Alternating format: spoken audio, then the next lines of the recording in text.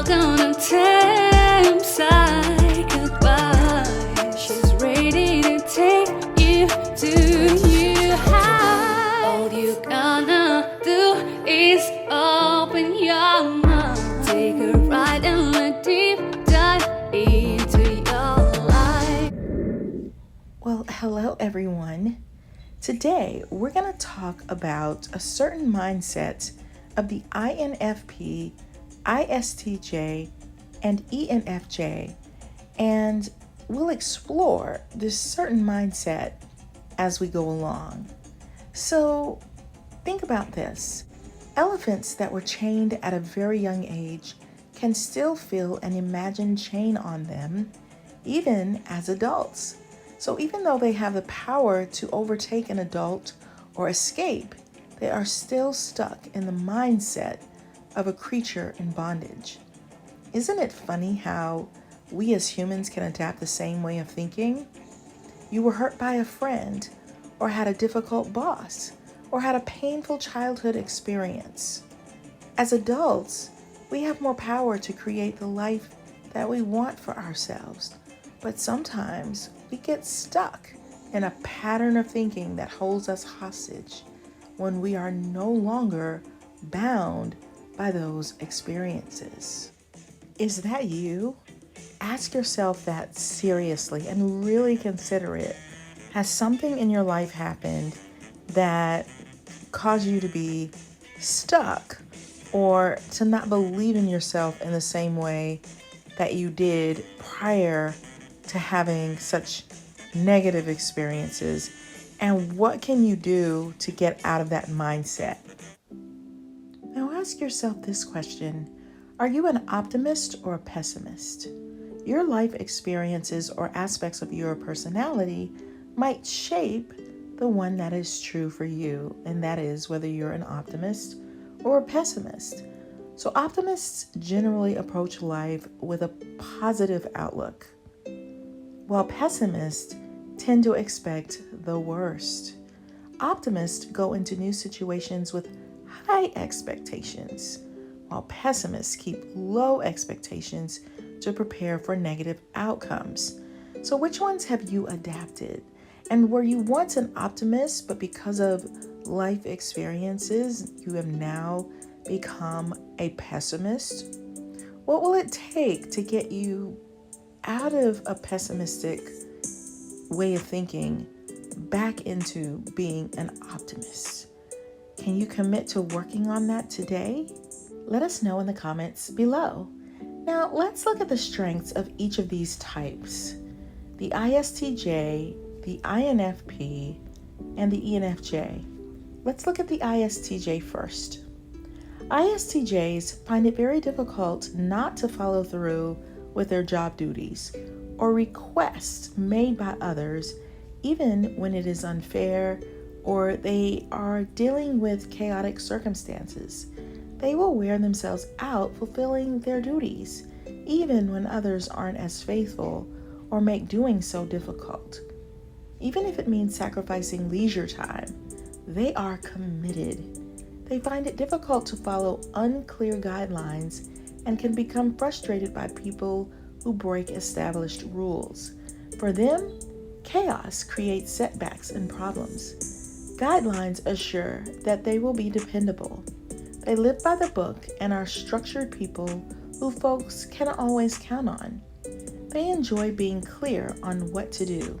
They are not fond of chaotic environments that can throw them out of whack and spin them into a haze of inaction.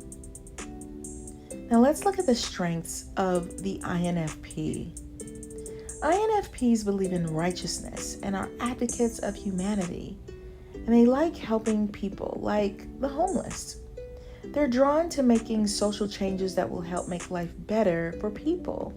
They are nice, kind, empathetic, and compassionate. Helping others gives them a great sense of gratification. They enjoy careers where they can help others mentally and physically.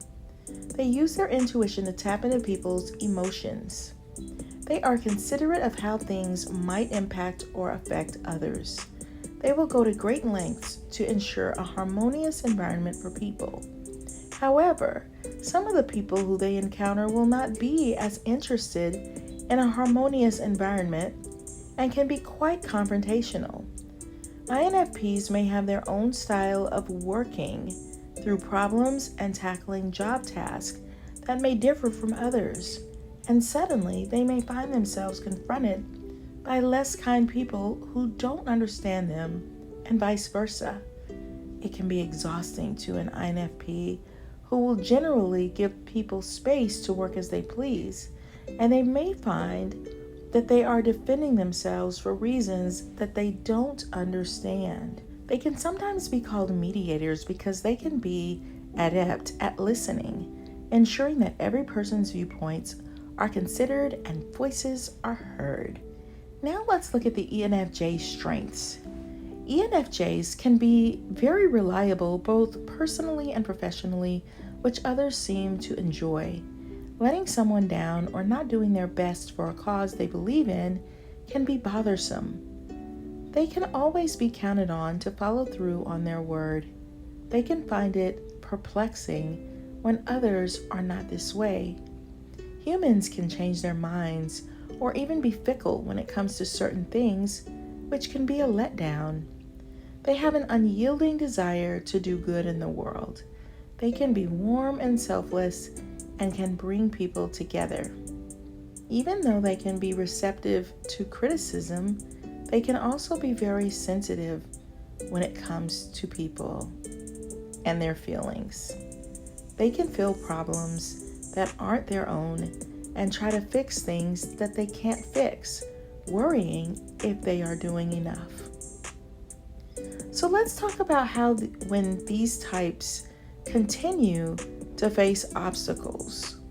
So now that we've looked at all three of those types, have you ever been through situations where it just feels like a pebble keeps falling on your head, or things just keep happening over and over that are negative, and it just seems to be this long train of nonstop?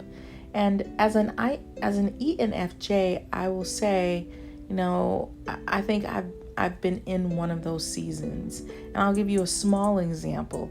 A couple of months ago, I had to get my windshield fixed, replaced, the whole thing. Well, guess what happened this week? In the morning, I was driving behind a truck and rocks were hitting my windshield. Then when I left work, same thing, rocks hitting my windshield.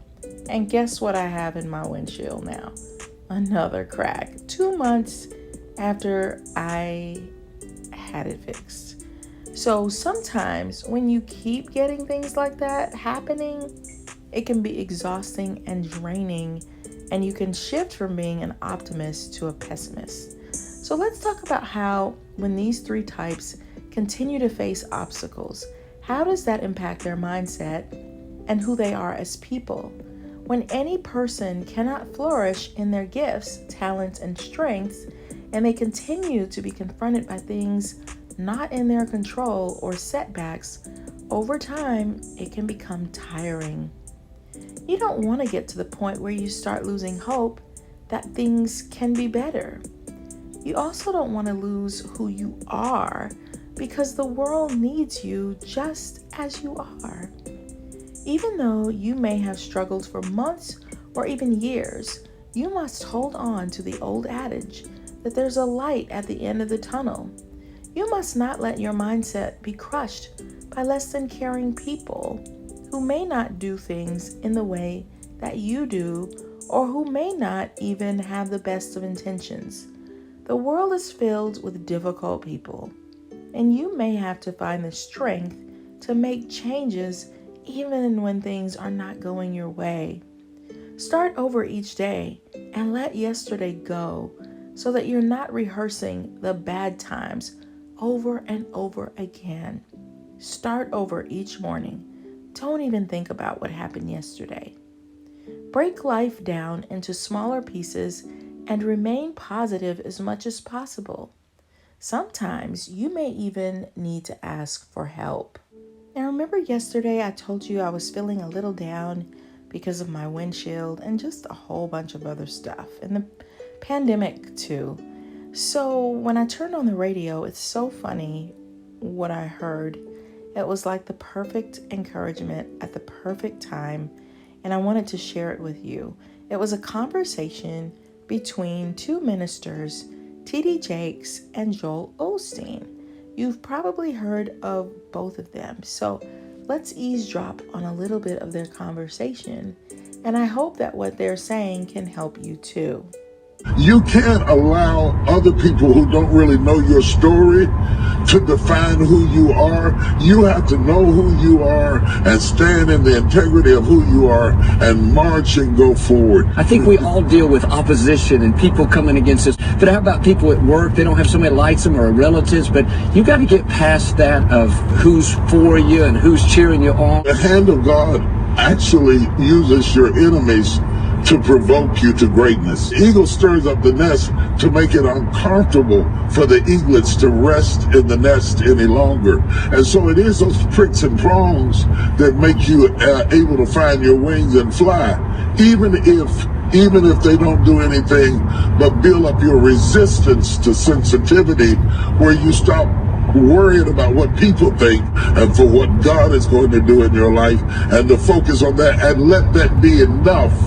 You cannot be a God pleaser and a people pleaser. That seems more difficult these days with the social media and the way we can communicate. There's so much comparison. And I hear so many people today talking about who's talking about them and who their haters are. And stop giving your haters the stage.